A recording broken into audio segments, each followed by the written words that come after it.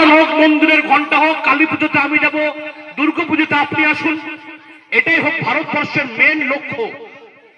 কিন্তু আজকে যারা চাইছে এই ভারতবর্ষটাকে ধ্বংস করে দিয়ে, ভারতবর্ষের মানুষের ইতিহাসকে মুছে ফেলে দিয়ে, ভারতবর্ষের যে সংস্কৃতি সেই সংস্কৃতিকে উপড়ে ফেলে যারা চাইছে ভারতবর্ষকে ধ্বংস করতে, আজকে শপথ নিই আমরা, এ ভারতবর্ষ থাক আপনার, এ ভারতবর্ষ থাক আলীর, এ ভারতবর্ষ থাক রামের। শুধু একটা কথা বলবো, সত্যি যদি চান এবং সত্যি যদি আপনারা ভারতবর্ষের জাতীয় পতাকাটাকে সম্মান করেন, সত্যি যদি আপনারা বিশ্বাস করেন আপনার পাশের বাড়ির মুসলমান বা হিন্দু বাড়ির পাশের বাড়ির যে মুসলমান ফ্যামিলি থেকে আমরা বিজেপি মুক্ত বাংলা এবং পরবর্তী 2029 সালে বিজেপি মুক্ত ভারতবর্ষ আমরা তৈরি করতে পারলেই আমাদের নেতাজির প্রতি, মহাত্মা গান্ধীর প্রতি আমাদের আসল শ্রদ্ধাঞ্জলি দেওয়া হবে। সবাই ভালো থাকুন, সুস্থ থাকুন।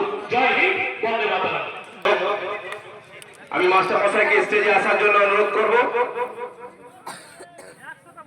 এরপরে আপনাদেরকে উন্নয়নের আরো কিছু তুলে ধরবে।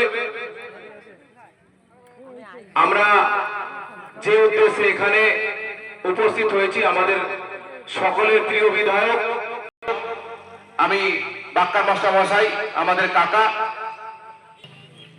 আজকে এই যে পথশ্রী প্রকল্পের যে একটা উদ্বোধন হবে, তার জন্য সম্পূর্ণ তো যাই হোক, আজকে যে সভা আমাদের পরিচালনা করছেন সঞ্চালক,